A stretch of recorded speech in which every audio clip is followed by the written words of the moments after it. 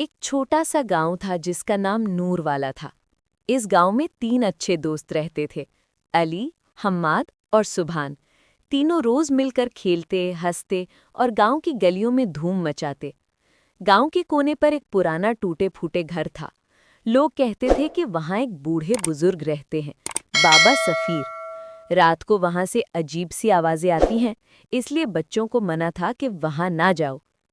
एक दिन तीनों दोस्त एक जगह बैठे थे।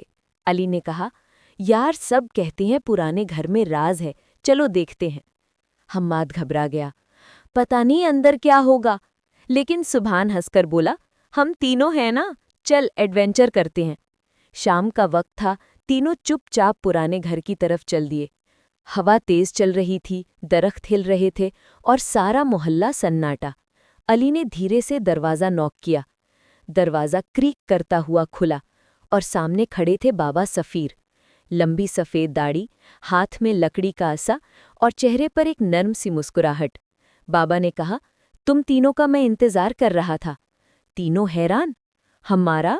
लेकिन हम तो पहली दफ़ा आए हैं। बाबा उन्हें अंदर ले गए। घर पुराना था, लेकिन एक कमरा पूरा रोशनी से चमक रहा था। कमरे के बीच में एक पुराना संदूक पड़ा था। बाबा सफ़ीर ने धीरे से कहा, इस संदूक में गांव का राज छुपा है। सिर्फ अच्छे और हिम्मती बच्चे ही इसे खोल सकते हैं। अली ने संदूक पर हाथ रखा और संदूक खुद ही क्लिक करके खुल गया। अंदर एक पुरानी किताब, एक छोटा लकड़ी का बॉक्स और एक नक्शा था जो हल्की सी रोशनी छोड़ रहा था। सुभान ने पूछा, बाबा ये क्या है? बाबा ने गहरी सांस ली और बोला, हमारे गांव में लोग छोटी छोटी बातों पर लड़ाई करने लगे हैं।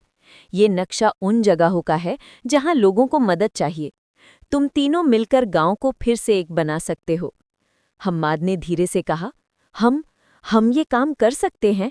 बाबा मुस्कुराए, तुम तीनों बहुत अच्छे हो, ये काम तुम्हारे बस का है। बाबा ने उनके सर पर हाथ रखा और कहा, ये राज सिर्फ तुम लोगों को पता है, अब तुम्हारी जिम्मेदारी शुरू होती है। तीनों बच्चे घर से बाहर निकले। रात की हवा में अब डर नहीं, एक नया हौसला था। उस दिन के बाद अली, हम्माद और सुभान गांव में हर किसी की मदद करने लगे। कोई पानी मांगता, कोई बच्चा उदास होता, कोई बुजुर्ग अकेला होता, तीनों फौरन पहुंच जाते। गांव के लोग हैरान थे, ये बच्चे एकदम इतने जिम्मेदार कैसे हो गए? लेकिन सिर्फ तीनों दोस्त जानते थे उनका मिशन क्या था और बाबा सफ़ीर का दिया हुआ राज क्या था। कहीं दूर से बाबा सफ़ीर अक्सर खड़े उन्हें देखते, मुस्कुराते, खुश होते, क्योंकि गांव का राज अब सही हाथों में था। एंड।